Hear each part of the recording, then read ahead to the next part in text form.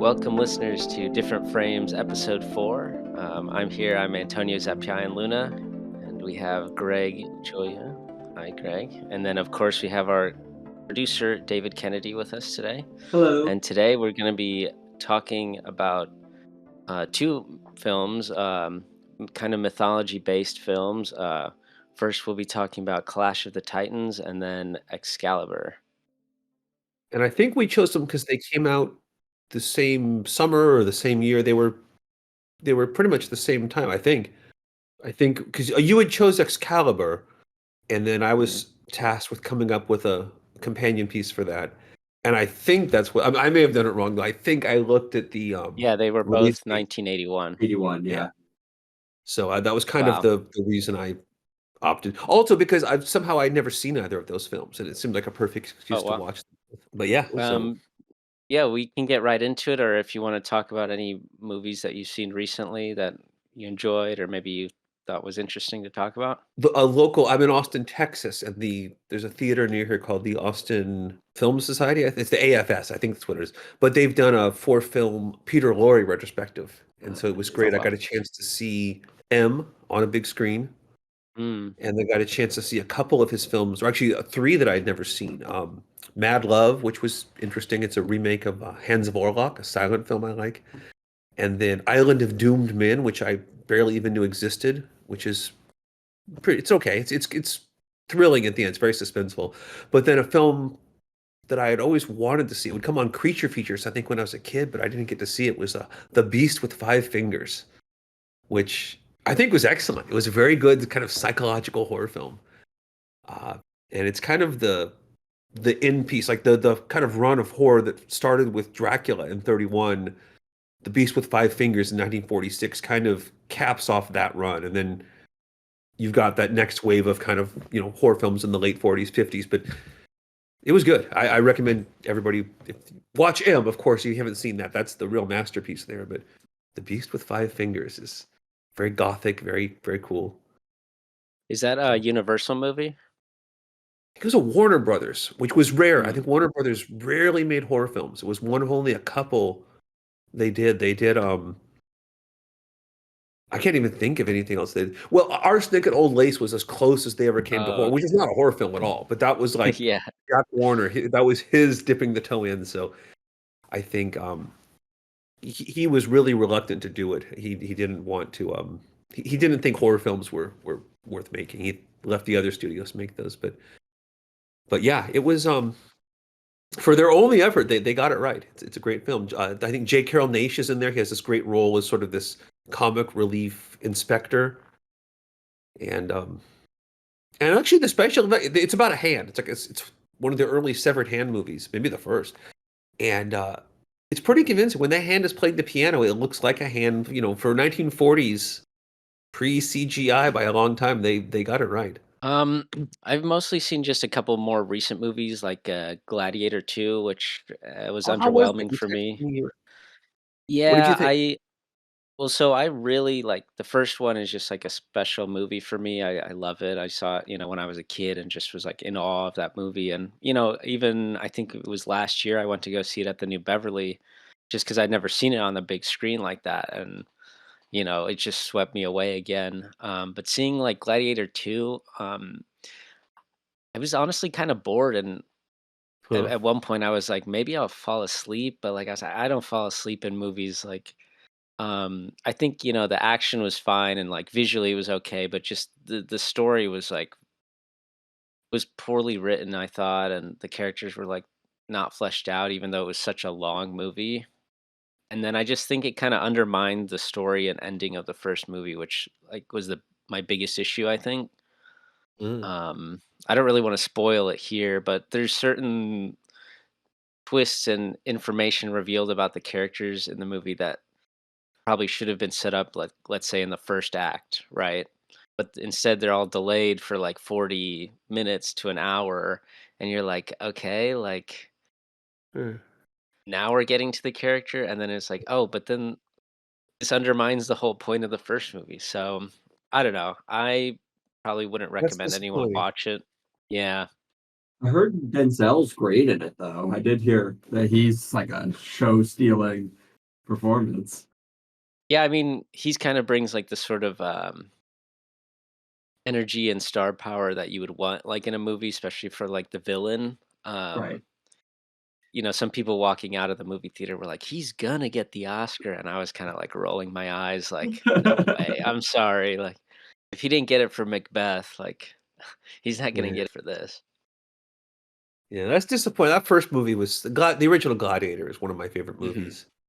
Yep. And yeah, I have no plans to see this one because what you just said is what I've heard about it, and so it just seems like I'd almost rather just not watch it and pretend it doesn't exist rather than Yeah. tarnish. I'll watch the first one again.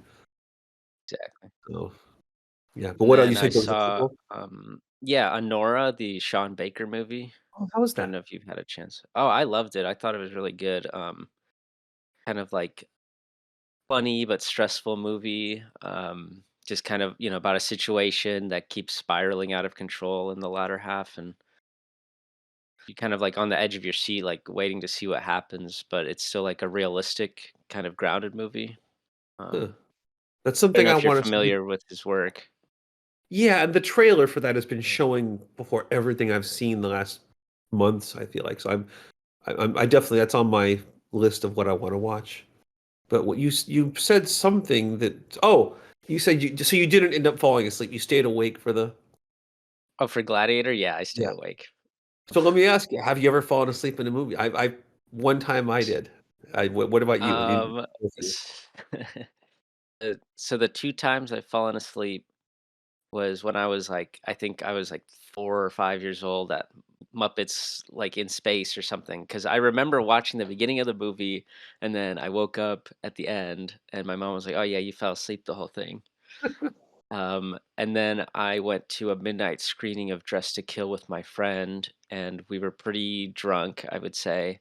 Okay. And somewhere during the museum sequence, I must have been lulled into a sleep because then I woke up to like screams at the end, like ah, ah, and then like the credits, and I was like, oh, okay. Ah. So actually, when you were talking, I mean, remember two stories. I'll tell you my falling asleep story in a minute. But recently, Mhm. I took my 8-year-old, although at the time he was 7. It was this past summer, so just before his birthday, to a double feature of The Bride of Frankenstein and Dracula's Daughter. And he made Mm. it through Bride of Frankenstein. He loved that. And then right when Dracula's Daughter started, he kind of laid on my arm. And then as people were leaving the theater, he's like, "Why are we leaving? What about the movie?" I was like, "No, you slept through it." It's like he was so shocked. He literally slept through the entire like opening credits, lights out. So um, another time back, like just after I finished college, I took a girl I liked a lot. I took her on a date.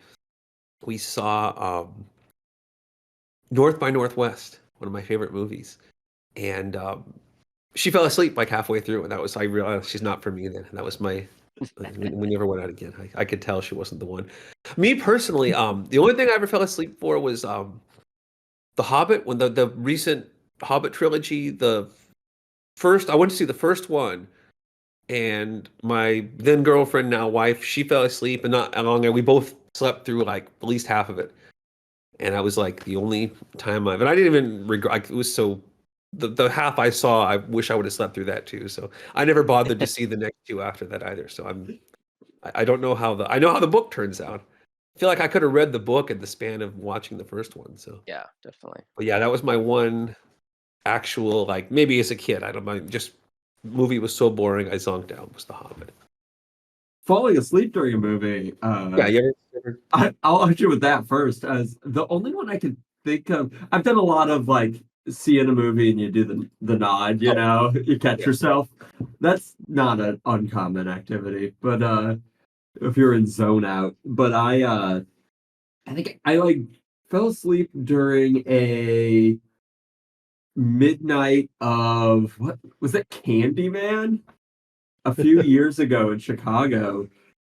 Which is unfortunate because I do really like that movie. But it's just the midnights are Yeah. they can be brutal if you're Yeah. not prepared. Uh, but then in terms of what I watched recently, just like yesterday or maybe the day before, it was the day before. I went to see the West Coast premiere of a new restoration of Hitchcock's Lifeboat at the Oh, Academy Museum, and that was the first time I'd seen Lifeboat. That movie rocks. That Lifeboat is is a great. really good. That's like a Hitchcock gap for me that I just filled here, and it is that's a solid Hitchcock movie. That's like I feel like a little underseen because it's I know like the distribution at the time was a little controversial because it was during the war, and the studio was a little worried that it was maybe little too sympathetic to the German characters. Mhm. But so they kind of they limited released it, Hmm. and then I think it was one of the ones I know I don't remember exactly which ones it is, but I know there was a like kind of that middle period of Alfred Hitchcock's career. There was some question about who controlled the rights because studios went out of business and got bought out by other studios and what have you. So there's some question about where how the copyright worked on it. So it was like kind of not widely seen until fairly recently. But this is a new 4K restoration put out by Disney because there's a Fox movie, and it looks great. So if that comes around or shows at more places, I would recommend checking that out. I'd love to see that in the theater. I watched that on like a VHS tape when I was young or something. I remember loving it, but yeah, that's something I would definitely like to see on a big screen. I hear they've Yeah, got I've a new never restoration seen of. it. Oh, you never? Oh, it's definitely. Do you Did know you the catch premise of it? Chuck's cameo? Yes, it's a good one. It's a good one. Because yes, how do you do that on a movie that's set entirely in a boat, a small Yeah, boat? like you're wondering where's he going to show up? It's clever It's though. probably one of the most clever ones. I think his most obscure clever one is in Rope, Oh yeah, he's but like for very hidden in there. yeah, but for a lifeboat, just working it in at all, I thought was brilliant. But yeah, yeah. But let's look Clash of the Titans. Let's get to the Yeah. bread and butter here. So, had you Yeah, seen it before? so I kind of have a interesting history with this movie. I mean, it's not that interesting, but I saw it probably for the first time in middle school. I've always been like really interested in mythology. My dad is like a huge mythology guy. So growing up, he would tell me like myths as like stories, just, hey, did the Odyssey, just any sort of myth here and there. We had like a lot of children's books of myths. So those really captured my imagination a lot of the time. And I think in middle school, seventh grade, part of the curriculum is that we talk about mythology.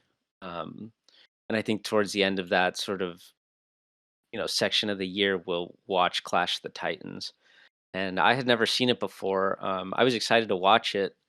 I think at the time I was a little I had mixed feelings about it because I like being able to see sort of this fantastical movie about like Greek mythology, but that it wasn't like a specific myth necessarily, and the myth that it was based on, it wasn't like it, it was taking like liberties and changing a lot of things. So I think as just like a mythology person, I was a little taken aback by that. You were a And I purist. Yeah, and I think at the time too, I kind of thought it was like a little dated of a movie. Um, but growing up, I kept seeing like images from the movie. I'd rewatch scenes, and I'd be like, "Oh yeah, it's a nice movie." Um, I think this last time watching it for this podcast, I sort of had again sort of mixed feelings about the movie as a whole. But what about you? Seeing it for the first time. Yeah, I thought that they jumped around and they kind of included some different stories within the story, and it seemed like it was more like, based on mythology than it was a retelling of a particular myth. But that didn't bother me so much. In fact, not I really liked it. I thought that like my main thought was people always say, "Oh, they don't make movies like they used to." And like this is exactly the kind of movie that they used to make that they don't, where it just from the opening credits through this felt like it ate it. Maybe because I hadn't seen it at the time, it was almost like going back in because I was a kid back then. And Mhm. so Like, when I remember the original Star Wars coming out and then the two sequels, and I remember Superman and E.T. And this, it felt like, the never-ending story. It felt like having a chance to step back in time and experience that for the first time again, if that makes sense, the Mhm. first time again. But yeah, you know what I mean. Um, and so there was just something, films felt more epic back then. I don't know what it is. And there was more of a, it's got that kind of slow pack. Now they hit you, from the start. They just hit the ground running. And, they would start off with some big battle and monsters being slayed, and you'd have CGI, you'd have thousands of little CGI figures, and it just there's a little bit more of a languid pace to it that it allows it to kind of be more like you have ups and downs. You have like moments of thrilling moments, and then there's a lull, and then the next one. And I was just I really really liked it. I thought that Mhm. it did look old fashioned at times. The effects, it's what they looked like back then, but some of it looked really good. The scene with Medusa or the Gorgon or which that Mhm. was pretty scary looking. Like that was Yeah, I love legitimately, that scene. yeah. I thought they did a great job with that. I don't know.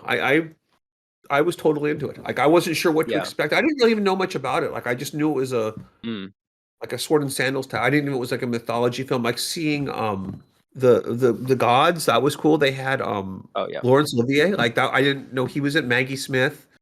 Mhm. Um that was cool seeing them as these gods. And yeah, it was a real treat. It was almost like I got to be a kid again for a couple hours. So I was Yeah. totally into it. I love that aspect of the movie, just sort of like, uh, this sort of fantastical old-timey. Because I think even at the time, there was mixed reviews because, um, some people thought that, it was a little bit outdated at the time that, Ray Harryhausen was using effects from the '50s, but I think that's, like, I think honestly, that's the whole point of the movie, that's, like, the whole charm of the movie, is, like, those sequences that are mixing, like, on the story to, the live action and, uh, stop motion claymation elements. Um, but just this sort of movie that you can kind of totally like give yourself over to is like a fantasy, pure fantasy movie. When they're at the beach, like they're at the beach, you can tell they're at a beach. Hmm. Yeah. When they're in the dungeon, there's like they've built a set of a dungeon. Like there's something Hmm. when it's CGI, everything looks a little too polished or a little too fake or something. Like I don't know. I liked seeing like a beach where you saw a lot of humans on a beach. They wouldn't do that now. They would do it. They would create like a fake beach and fake CGI people, and it was something. I don't know. It looked more believable somehow. Even if the effects, like when the Kraken shows up, maybe the Kraken looks clearly like a stop motion monster, but it looks like that monster in a real situation as opposed to like a realistic fake monster in a realistic fake situation. I don't know how to put my Right. finger on it, but I just think, watching, I part of kept. it's like the stylization. There's like an intent. It has like a character to it. Yeah. And maybe also because I grew up watching those old Sinbad movies and Hmm. that was kind of the charm to me. Is like I got to see another Harry. I haven't seen a new to me Harryhausen since I was a kid, so Yeah. it was kind of fun. But I think this was his last movie. but I thought I didn't have a problem with it. I really enjoyed it. Like I'm glad I bought it to watch for this because I assumed it was Yeah. something my Yeah. kids would want to see, and but I'll totally watch that again. Oh yeah. I love having like the Blu-ray now because it looked really good. The restoration, whatever they did. Yeah. I did want to mention that like I was watching a little bit behind the scenes and they, made a Okay. point to talk about the locations. He was saying that like they didn't want to like they were sick of shooting, Malibu and the Grand Canyon for these, fantasy movies like so many movies had come out before. And so they went to places I think in Spain and um some places in like Italy, and so these places that were very unique, and I think that really stands out in the film because they'll have like unique rock formations, or like you said, this beach, but they could have gone to Malibu, but everyone's shot there, so it like takes away a little bit of that fantastical element. Yeah, whatever they did, I loved it. The scenes when they Hmm. were like marching towards the Medusa encounter, like just the whole thing, I was just enthralled by the scenarios and the settings as well as the characters and the action. Hmm. And maybe it was Um, because you don't get like I'm sure Gladiator 2, I doubt that there was like I could just visualize what that movie probably looks like, and it looks nothing like Clash of the Titans, for better yeah, or worse. no. um, I know the movie was pretty successful at the time. I was wondering, maybe if you might have some like ideas as to why, what at the time audiences might be hungry for, and why that's these sort of films have fallen away, especially like mythology. Like why, we got a remake of this movie, but I don't think anyone saw it. But we haven't really That's gotten any the thing, sort like of movies when on I was mythology recently. thinking about this movie too, it did feel like.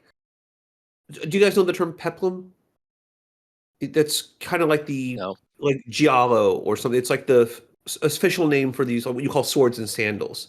The peplum or the pepli were these Italian films that were really popular in the 50s and 60s that were, Goliath or Hercules or Sinbad. It was like all those like the swords and sandal epics, and they made hundreds. In fact, I got a book somewhere that like they made just hundreds, probably 1,000 of these things. It was a huge phenomenon, and it really kind of faded into the 70s. By the 80s, it was dead, and this really felt kind of like that last gasp, last hurrah for the peplum genre. Um, and I don't know. I haven't researched it, but my feeling is as the spaghetti westerns and then the giallos kind of took over, that kind of like the peplum had run its course, and people wanted like a because those were very heroic. They were just like this, where you have like this stalwart hero who's all about doing good, faces like a very definite bad enemy. Um, and then you had spaghetti westerns. It's more nuanced, and then giallo. It's like you got more the cinema changed. I think these peplums were also kind of like a throwback to that studio era, Mhm. and it was much more cut and dry. That's my feeling is that as audiences wanted more of that kind of new Hollywood, uh, murkier shades of gray kind of characterizations, it's harder to make a this kind of epic in that because it's mythology. It's typically a lesson, right? This is good, this is bad. But then again, there were other such that message still survived in other movies, but I think somehow it's just so stark in like a gladiator type of movie that you know. But Yeah, yeah, I guess I you talking about it now makes me think that, what this was reformed into at the time would be, Star Wars, yeah, I was just going to say that things like something Star like Wars that, came along and kind of supplanted it. Um, but even Hmm, Star Wars has a very good guy, bad guy. It's the same kind of mythology. It's sure. just done with more. A different It's out setting. of space. Yeah. And I think things become hokey. People think like, oh, even calling it swords and sandals kind of makes it feel kind of dismissive. I think just like westerns, right? Westerns had their nay, then westerns became kind of like a dated hokey genre.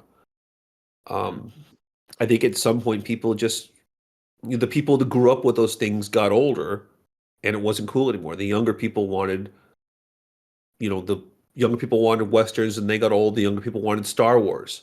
Then they got older. Then there was slasher films, and so I think it just ran its course. Which I don't know. Maybe who knows? Maybe if people started making these again, it could be a resurgence, right? This is mhm. like a western. Like people could probably make some cool westerns again. Every so often you get one, but not the way you used to get 50 a year. I mean, and it's to the movie's credit, and, I think rightfully so, that it's sustained within the pop culture all these years. Maybe somebody hasn't seen the full movie, but they know of it and they've seen images. Yeah, I mean, if you were to rattle off a list of most of those older kind of peplum movies, most people would give you a blank. They might know the Sinbad ones, Sure. but are you guys know those like Sinbad and the Eye of the Tigers? Mhm. Yeah, Sinbad, yeah, And those Jason kind and of the Argonauts. Jason and the Argonauts is another one that, but you know, Goliath and the Dragon, Hercules versus the vampires. Like you probably these are just like I love I've got all these on DVD. Whenever I find one, I buy it. But Mm. most people don't know that genre at all. I was gonna say Hercules versus the Vampires sounds awesome. Yeah, no, they're low budget, but there's some fun movies. There's 40, 50 of those that are worth watching. I think, my theory about the movie kind of and what I love about it is that even despite it not following like the myths per se, which isn't really that big of an issue for me because, again, these are just stories that are told. I think that what's impressive to me is that, it'll utilize these aspects of the stories and there's something there that like, just permeates with our consciousness or unconscious, like, scenes like the Medusa scene, that stands out, or this fight with Calibos and like that sort of that story. I think that part storyline is really impactful. And then obviously the end with the Kraken, it's just even if you find it kind of like hokey, maybe, or you don't get what people saw of it at the time, I think you can appreciate like the imagery and um I think that's really important for a film like this is that like it gets these things right. And I mean they did it, kind of playing homage, or they were influenced by like painters like Gustave Doré, or I think the other guys Willis O'Brien. And if you look up Doré's paintings, you can see a clear influence. Like they're very sort of stylized, sort of wide landscape compositions of someone battling it like a mythological creature. I was gonna say you said like the Medusa thing for you is like you thought it was this kind of this like intrinsically interesting imagery, it's like there's like something Mhm, about that. Like, what do you think that is? What do you think is like the universal appeal of that type of stuff? mhm. So I think particular to the story with Perseus, there is this like hero's journey aspect to it, of this destined prince, Right. but he has to go into these trials in order to get, his love Andromeda. And in some way or another, Medusa represents some subconscious, unconscious like thing within, a human or the self. And I think what's telling about that scene is that there's like a section where he's holding the shield, which is a mirror, and that kind of allows him to beat Medusa in some way. Um, and there's, probably a lot of symbolism there that could be dissected. So things about, looking inward or looking at the self or self confidence in order to defeat the monster. Um, so these aspects of the original story paired with kind of really impressive stop motion effects, I think this is like one of the best examples of like pushing that medium to its like limit, because there's a lot of light work in that section that's like Yeah, I don't know how they almost like did that. impossible to do. I don't even know. That was very impressive to me. Like I Yeah. usually you can see what he's doing, but I couldn't. Even he does it well. Even when you know what he's doing, he does it really well. But I couldn't figure out how he did some of those things in the Medusa sequence. Not that I'm an expert, but Hmm. it baffled me. But that's interesting that the whole concept of the shield is the mirror and kind of the reverse image. But Hmm. yeah, and then the Gustav Doré too. That's interesting too because he's been. I was not too long ago. I watched the silent Inferno, which I think was another. It's an Italian film, which is Hmm. where this peplum stuff started. And the filmmaker there, this was I think 1910, 1911, long time ago, but he was trying to recreate those paintings on film in uh in that film. And so Dore has been an influence on film almost since the dawn of The film. beginning. Yeah. Wow. I don't know. Should we switch to Excalibur? Is there any more we need to say about Clash of the? There was I know that I didn't see it, but I know there was a remake. Did you see the remake of Clash of the Titans? I did not. I think at the time I was kind of excited, and then it got a bunch of bad reviews and I didn't see it. Yeah, I don't know. So Excalibur, Moving along. that was a film I'd heard of it, but I didn't know anything about it. Yeah. And I think I Yeah, actually I had the wrong idea about it. I was in my head it was a Sean Connery film, but then I think he was in some other similar type of Knight in Shine. There was something he did. I mean, we talked about watching mhm. this, I was like, oh, I think I know that's the Sean I Connery. think I think he was in a movie called Merlin. Maybe that was it. Just in my mind, when the credits rolled and Mhm. Sean Connery's name wasn't there, I was like, oh, okay, this is not the film that I thought it was going to be. But I don't know. You go first. What did you think of? Had you seen Excalibur before? No, so I think the time I wanted to bring it up for this podcast as a way to, as an excuse to finally watch it because I think like you, I had kind of just heard about it here and there, and it was kind of hard to find film. David and I were talking about it, like you have to buy it to watch it. So I was kind of hearing that it was this like cult film about like King Arthur, and um, it is kind of like psychedelic in a lot of ways. So this was my first time watching it, and I really enjoyed it. I watched it for the first time with a friend, and he had never seen it before, and we both thought it was really cool. And then I watched it again with the commentary just to get like more insights on more of the filmmaking, um, which is really impressive because listening to the commentary, it sounded more like it was. I mean, he says it was like a shoestring budget, and obviously, they had some money, but hearing him talk through the scenes and like how they kind of cheated certain things or what they did, and mostly shooting a lot in like his like backyard, pretty much. So Really? I just thought that was cool. Yeah, it kind of gave a little bit more appreciation for the film. I'm gonna have to rewatch it with the commentary. I Hmm. also bought the Blu-ray because yeah, it didn't seem like it was easy to find this movie. Um, but yeah, the budget it was noticeable sometimes. Like in fact, I Hmm. think my main thought as I was watching it, there were times where it almost felt like I was watching Monty Python and the Holy Grail.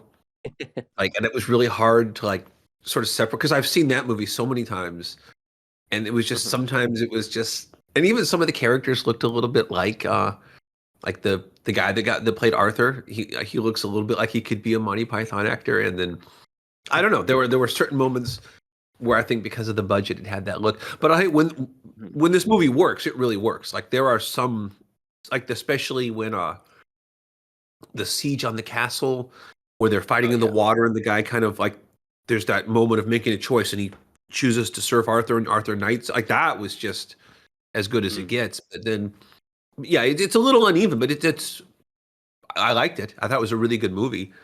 I think the highs were high enough that they definitely outweighed any of the lows. Yeah, I would agree. And I think another interesting thing about the commentary is that the director John Boorman himself was very critical of certain scenes and kind of saying like, kind of went overboard there. Or we didn't really put much, we didn't make it perfect here, and that kind of I'm a little embarrassed. And I thought that was interesting, like hearing on the commentary, particularly the scene later in the movie where Merlin is trapped in his cave by Morgana. I don't know if Mhm. you remember the scene, but he was kind of saying that he didn't really like the scene, that it was embarrassing for him because it was a little too much, like color and whimsy. Um, Yeah. I know the scene he you're just talking said they about. went a little overboard, and it was funny to me that he kept saying like he was embarrassed, and he's like, "Oh, I'm glad Yeah. to get out of this part of the movie." That's interesting when you yeah. Hmm. Yeah, no, I can see that. It seemed like that was kind of, although that's also probably the more psychedelic aspect of it too. So maybe that makes Yeah. it work for some people. Um, Merlin was interesting too because I feel like it took me a second. Like he was a little comical or a little Hmm. not as like he didn't look like Merlin. You know, he looked like that guy in that weird metal little hat. Like it once it got going though. Once he won me over. Like I thought by the end he was a fabulous Merlin. He had the gravitas but it took a little. I think for watching this, you got to just kind of let yourself go and just kind of get lost in it. If you try to nitpick this movie, I think it'd be very easy to ridicule it and kind of pick it apart. But if you just let it do its thing, it'll win you over. Yeah, definitely. I think, the archetype of Merlin and his character is sort of like magician character. Yeah. I think they did it really well just because, kind of like you're saying, you're almost not sure what to think of him at the beginning. He's kind of all over the place, but that works for his, like, the magic that he's working, Mhm. how he's enticing Arthur. You're not sure whether to trust him completely. Yeah. No, I by the end, I was really into him. I thought he was the right guy for the job. I think everybody was. Was it Patrick Stewart I Mhm. saw in there and Yeah. Liam Neeson, Liam like really Neeson, young. Uh, Someone else too. their There was first movies. was that were they Um, both their first movies? yeah, there was one guy, I think he's in Game of Thrones too. I Maybe there was forget. just somebody else around, and even the female. Who's the female lead? Oh, yeah, sh- Helen Mirren, yeah, Helen. That's right. Yeah, it was her. Yes. Morgana. Yeah, there was. Yeah, it was a lot of Yeah, familiar she's faces, great. but yeah, everybody. Everybody. There was not really a weak link in the movie. It was just, Mhm. you know, I think you could tell that was the armor looked a little kind of too shiny, like almost like tinfoil at times. But It you was know, made of, aluminum foil, okay, most of it. that's what it looked like. Yeah, and But again, like what I can forgive that. Like I'm not a Mhm. the effects, like as long as it's an earnest attempt and they roll with it, like I'll watch. I don't need perfect effects. Like I said with Mhm. the Harry House, I'm like, yeah, I know that's a clay monster, but if it looks good, that's fine for me. So, but yeah, Yeah. again, I wish I had more to say. I think I watched both of these, and they were such just swashbuckling epics that I Mhm. wasn't thinking on a deeper level on these things. There probably is a lot of in fact, I'm sure of it. The more as I think back to that Excalibur, there's a lot of kind of you know interpersonal dynamics and politics and gender. There's a lot of things going on there that probably on a subsequent watch I'd pick up on. But at the time, I was just like, this is it's a stirring movie. Yeah, I think I felt the same way, about the movie. I kind of put it on with the intention of being like, "Okay, I'm gonna really, like, analyze this," but I just kinda, like you, just got swept up in the fantasy and the story, and, I mean, so much happens that it's kind of like, I mean, they did a great job of abridging the Arthurian legend. I mean, they covered the whole thing. Yeah, no, they Um, did. They covered the whole thing. But yeah, I one commentary the director had that was profound, I think, was that, he said that the story kind of unfolds as if it was the story of humanity as a whole, where the beginning, with his father is, man emerging from the swamp, and before civilization, there's no civilization, and then the kind of middle part where Arthur becomes the king and he's establishing Camelot, that is like the rise of civilization. mhm. And then there's the part, I guess the last act would be the collapse of civilization in the wasteland where, Arthur's a sick king and the knights have to do the last quest. And he was talking about how this is sort of a cycle of humanity, that this pattern of these three movements would happen over and over again. And I thought that was really interesting. It kind of reframed the That movie for is. me. Yeah, that's I didn't think of that at the time, but that's very apparent, and that's No, yeah. me neither. What did you think about this sort of lighting effect in the movie? The green light that permeated most of the scenes, this sort of like magical light. Did you I notice took that? it yeah, I did. I always kind of, like, equated that with Excalibur. That was, like, the magic of Mm, Excalibur kind of, you know, protecting them or guiding them, but I didn't think of it, any deeper. mhm. Did he say there was more to it than that? Was that not meant to be just No, sort of I think that was how it was meant to be. yeah. It's just evoking of the magical within this realm. I thought it was an interesting effect because it definitely kind of plants it within like this time period in a way. I don't know how to describe it exactly. It's a very like 80s thing to do, to be like, yeah, we're gonna have like a green Mhm. neon light through everything. And but I think it works for some reason. It's just I love it. Yeah, I think it did, and I liked that they minimized the magic. It wasn't like Merlin wasn't the kind of wizard that was casting spells and shooting lightning bolts, and Mhm. it was more. There was clearly a supernatural. It was, the lady in the lake that gives Excalibur and repairs Excalibur, and Excalibur has like Thor's hammer. You can't lift it if you're not worthy, but um, they kept it at that. I'm glad they didn't go overboard. Even the final scene where, or not the final, but towards it when Morgana traps Merlin, Mm. that wasn't. They could have done like a sorcerer battle of casting spells and shooting bolts and ropes, and I didn't want it to go that route, and I'm glad they kept it kind of grounded. Like it never didn't feel like people in a field in England somewhere. It was always Right. it always felt real, even when there was a mystical overtone to it. I liked that.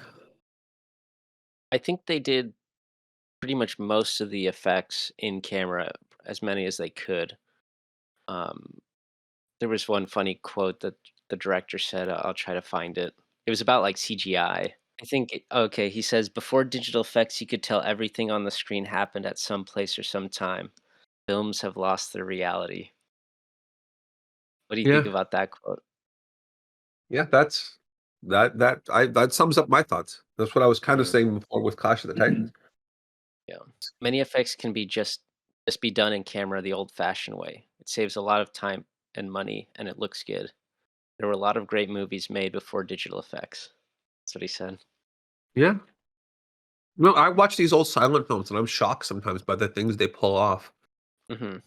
There was one, I guess it's a famous effect, but there's this lady, her face completely changes, and it was just they turn on a light that's kind of makeup. But when the light goes on, the Mm. makeup shows up, and it looks real as hell. Like CGI couldn't have done that any better. And it was really just about some makeup and a light. Turn the light on, and bam, there it is.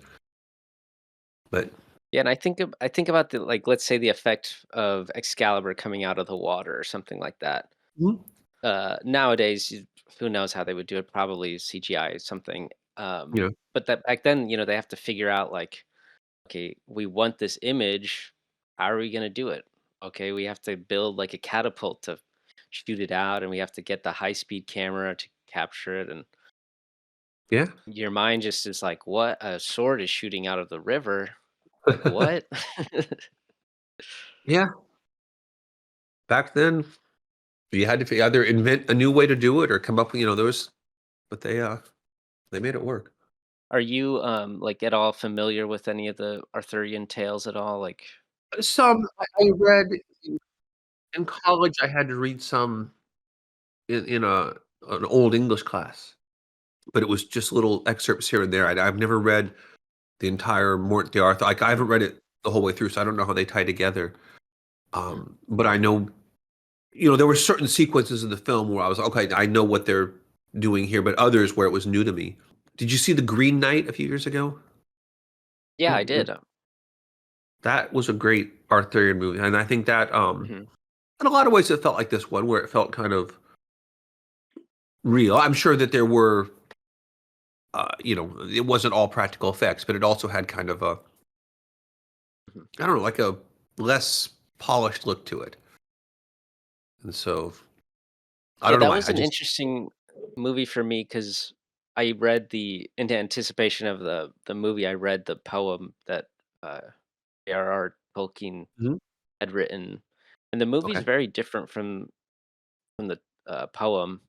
It's kind of like the movie is subverting the story of the poem, whereas like Sir Gawain is like this chaste knight, and he does everything right, and he's like gets these trials throughout his story, right? But he's always remains like, no, I'm bound by my knighthood and stuff. Whereas the movie is kind of more about the conflict, I guess. That he keeps like messing up and he keeps choosing to do the wrong thing, and then like the ending is like he figures it out. Or I mean, I'm Yeah. sure there's more interpretations there. Yeah. No, I know what you mean. And I think that kind of ties back to what we were saying before about how, at the time that poem was written, it was you're writing stories about heroes and the Hmm. hero was good, etc. I think that was kind of emblematic of that era. Hmm. But then now movies, people don't want that. It's more interesting to tell, kind of the flawed character messing up but still succeeding in the end. Mm. I think that's a good kind of good example of that. The poem was written, what, 100? When was the poem written? Oh yeah, the 30s or 40s. Yeah, so that's 100 years ago, and then how times have changed and how Mm. if you make a movie now, people not that you can't, but I think especially like an art house film, something like the Green Knight was. I think you don't tend to have these kind of cut and dry, just like this guy is always good. It's more interesting to be like this guy wants to be good, but he keeps messing up. But he finds by the end he finds a way to do the right thing. I think that's really why this movie is so well made is that it takes these ideas of, let's say what they strive to be as knights and what Hmm. Arthur is striving to be as a king. But there's a lot of like complicated moments in Lancelot, this I of think, is the best example of that in yeah, the film. Lancelot, right. Like Yeah, this sort he, of love triangle. yeah, and that's what I mean. That's like a very uh, it's very conflictive. It's not, Lancelot is he. It would be easy to make a Lancelot this pure knight in shining armor who does, but he's not. He's sleeping with the kings with the queen. He's Mhm. he's doing all kinds of bad things, and he punishes himself for it. And I don't know. Yeah, that was another side plot that I think they did a really good job with when they brought Lancelot back. It's like you were Mhm. like it made sense. You were glad to see him back, and he played his role. And the squire who became a knight, he was probably the Mm. closest to like sort of like I guess what Arthur. You could kind of a pure noble knight, just fixated on doing the right thing. But yeah, there were a lot of interesting characters and interesting characterizations that made you think that it wasn't easy to kind of pigeonhole any one person as like you know yeah, maybe Morgana is a little bit kind of to the Mhm. other side where she's clearly got her own agenda, but Yeah. pretty much everyone else has conflict and they're very realistic. Yeah, for her, I think her character is very compelling because you sympathize with her character at the beginning just because she has to go through this stuff and her mother is raped and she is kind of put into this new kingdom and then now she's learning magic and stuff so you're kind of interested in that storyline. Then towards the end she kind of goes full villain and I think Hmm. she's probably one of the most compelling characters of the movie. And obviously Yeah. Helen Mirren's like a great actor, so Yeah, no, I mean she's certainly a compelling character. I just what I mean is that she's the least nuanced by the end. I think she's just it's very mm, easy to right. like villain, but Yeah, definitely. yeah, but they show you how and why she became like that. But yeah, I don't know. I'm not sure what else to say about it, but I like both these movies. It was made for a good. I didn't watch them at the same time, but as a double Mhm, feature, it makes sense. Like these films work together well as kind of interesting, heroic epics. mhm. It's interesting that they came out in the same year. I wasn't, like, thinking about that while watching it, so they're very, like, different in a lot of ways. I think, one's Hmm. kind of more of a family movie, and then the other one's more like adult, uh, Yeah, take on I the think Clash of the mythology. Titans is certainly a. It was aimed for kids and their families. Mhm. Excalibur is kind of more of a. I wouldn't call it an adult movie, but a movie for grown-ups. It's Right. not a kid could watch that, but I think 12, 13-year-old me might have been a little bit less into Excalibur and more into Clash of the Titans. I will say rewatching it, though, I was, like, just struck by how much Peter Jackson probably took of this from this movie to make Lord of the Rings. Like, there was so much that I was like, "Oh, he must have rewatched this movie, like, a million times for Lord of the Rings." Yeah, I wish if that's true, I wish he would have paid attention to how they paced it. I feel like Lord of the Rings, he could have condensed those into like two, maybe even one really long movie or two. Like he really, Mm, I don't dislike those movies. I don't love yeah. them the way some people do, but I definitely feel like they're kind of bloated movies. Mm. You know, I've heard this that even though before, this yeah. was a longer film, it told a lot of story, and there wasn't much fat to trim in Excalibur. Yeah, Like there's it very really, clear acts to it. yeah. Like I couldn't go back and I don't know what I would cut if I had to cut something. You know, but I also think I yeah, read somewhere that this originally John Boorman wanted to make Lord of the Rings, but, like, he didn't have the budget, so he did this Excalibur. instead. Yeah, that would have been I don't know if that's interesting to true, see. but Yeah. Well, there was a Lord of the Rings movie floating around for like 30 years before Peter Jackson did it. Like people had tried and stopped to make Lord of the Rings like a ton of times because everybody wanted it, but nobody could figure out how to do it in a budget friendly way. Yeah, there's mm, that animated one when the Fellowship of Yeah. the Ring. That I like that. I think that's actually I know it's a cartoon, but I think it's an effective, Mhm. probably closer to the story in some ways than Peter. It was but yeah, you're right. Like it was, you always heard they were going to make it, but they never did, and then Peter Jackson finally did. oh, Uh, one more thing I wanted to ask you since, you like music and stuff, what did mhm. you think about, like, the score of the film? Of Excalibur. Yeah. I know there's that one really famous song that's been used in, like, everything since. I'm trying. That song that I remember that's actually not from the film though, right? That's a classical piece they'd put in there, or that's Oh, yeah, I think is it Wagner? it's something I know the song you're talking about. I don't know who wrote it, but I believe that's something that predates the film. But I'm trying to remember the soundtrack now, and I'm having trouble. Okay, yeah, it's I guess it Wagner's didn't. Siegfried's Funeral March Okay, and Orff's O Fortuna. yeah, the Oh Fortuna. That's the one that's the famous one. Other Dun, than what dun, was, dun. I'm trying to remember what the soundtrack was now. I guess it didn't make a big impression on me, negative or Mhm. positive.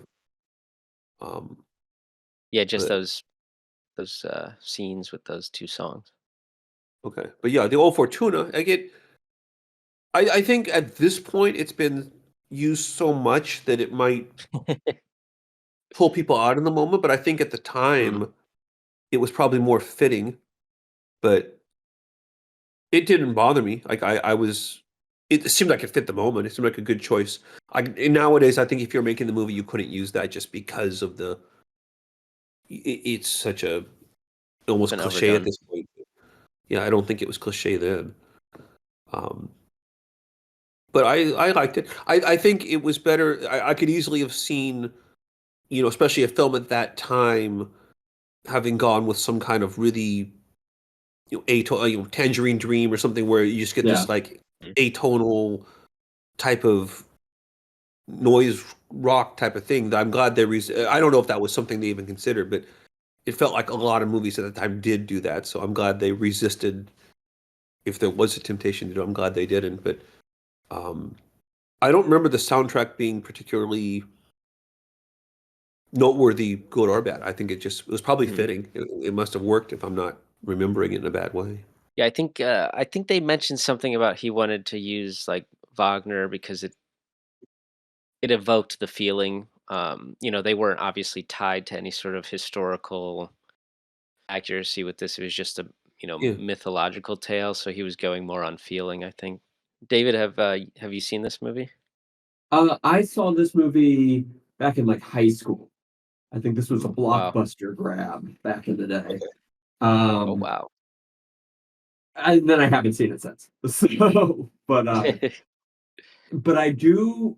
Yeah, I remember. I feel like first of all, I think if there was an Italian version of this, it would have done the Tangerine Dream score. It would have gone all Mhm. synth. I think for the if there was a European version of this, just because of the time.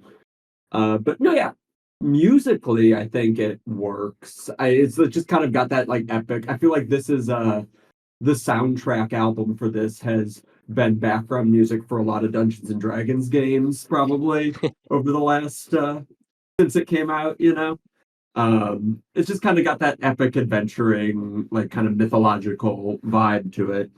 And I think there's just like I was just while you guys were talking, I pulled up the trailer for this and watched it kind of through on mute.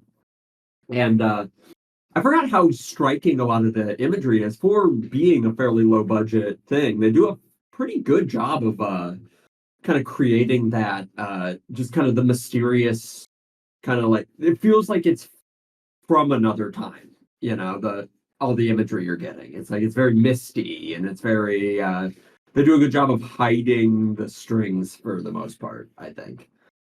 And like Yeah, kind of they have a very unified aesthetic throughout the whole thing.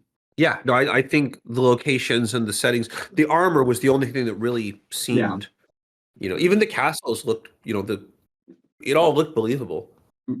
Yeah, and well, yeah, I and like think, the map paintings, I think are really they look great, and mm, that almost adds to the like storybook quality of the whole thing, and to have these big ornate paintings making up the backdrops and stuff. I do agree the armor's a little shiny. it was Yeah. funny, I think it goes from kind of like a silver to more of like a gold towards the end once they have like Mhm. Camelot built, and, it's impressive. I think it's a little even the director, I think, said in the commentary that it was a little too much. He just went a little bit overboard, but you can still just, like it just has this charm because you could tell, like, okay, they had to build these, like, sets with all this, like, gold and silver, and must Yeah. have been a pain to light because it would just be reflecting, like, the Reflecting. camera and stuff, like, get out of the shot." That is true. I hadn't thought about that. I don't think of the technical stuff as much as you guys Mhm. do, but yeah, you're right. I guess, lighting a lot of tinfoil is gonna a lot of glare, a lot of reflection. Bounce. Yeah.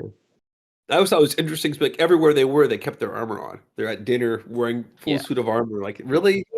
Go to bed wearing your armor. The battle doesn't sleep. Yeah. Um, any final thoughts? What do you guys think of the way these two movies, I don't know, not that they're like in conversation with each other, but how do they pair, in your opinion? Mm. Uh, like I said before, but I think it would make a credible double feature. Although, honestly, as I'm thinking about Excalibur, I think a movie that would pair well with would be the original Gladiator. I think the two of those would actually make they both have a kind of commonality of like, they build to this really, maybe the best scene in the movie comes in the first, third of the movie, but Mm. they maintain that level to the very end. Um, but yeah, I think it would be because they're both mythic, epic. They're not exactly both knights in shining armor, but they're both kind of like that knight-like persona. I think, Perseus is every bit as much a knight as Arthur, even if it's not, what we consider a knight. It's an Right. ancient hero. But yeah, I think they would be a fun, if the New Beverly or something did this, I think you'd put a lot of butts in the seats and people would have a great time. Yeah, I think, again, they would pair well just because they're telling this sort of classic hero's journey, and Excalibur just takes it a little bit further there, Hmm. and, maybe you would play Clash first because it's, like, a easier watch, more popular watch, and then, for that sort of cult movie, that sort of later night vibe, you get Excalibur, and that's where all Yeah, the stoners show up. the families can come first. I Watch mean, with they the would kids. probably come to Clash too, let's be honest. I guess that's all we've got for you this week. Hope you guys enjoyed episode 4 of Different Frames. We'll be back soon with episode 5. If you want to give us a 5-star rating on iTunes, we'd appreciate it. Definitely follow us, and if you have a chance, leave a comment somewhere. Let us know what you think. Let us know what you'd like us to watch and talk about next on Different Frames.